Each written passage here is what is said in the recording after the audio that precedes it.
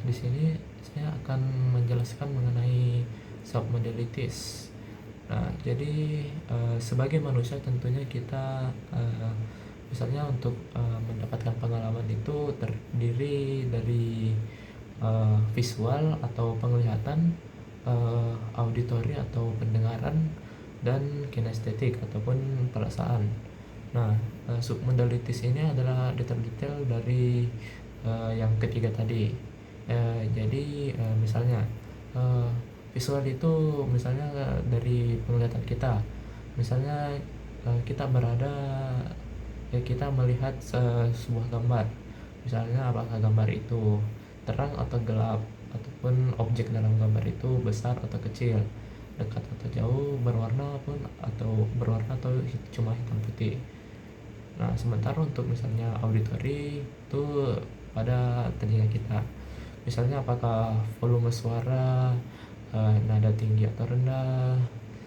Nah, sementara untuk kinestetik itu yang dari sentuhan sentuhan fisik misalnya.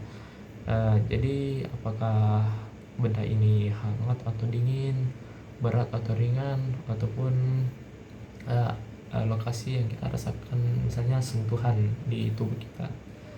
Nah, setiap submodalitas ini terdiri dari juga kombinasi-kombinasi yang dengan mengubah submodalitas ini kita bisa mengubah perasaan terhadap suatu pengalaman. Contoh yang bisa saya sampaikan yaitu misalnya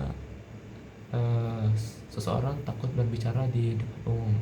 Nah, dengan membayangkan situasi itu, lalu misalnya kita ubah gambarannya jadi kecil, kecil menjauh, gambarnya kecil atau misalnya hitam putih.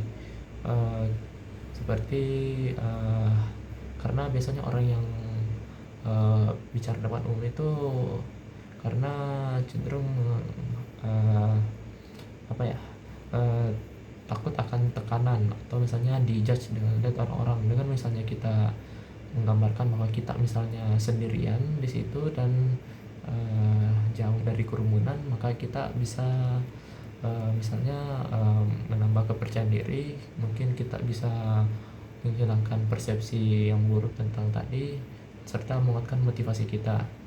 Nah, mungkin itu saja untuk bagian submodalities ini. Terima kasih.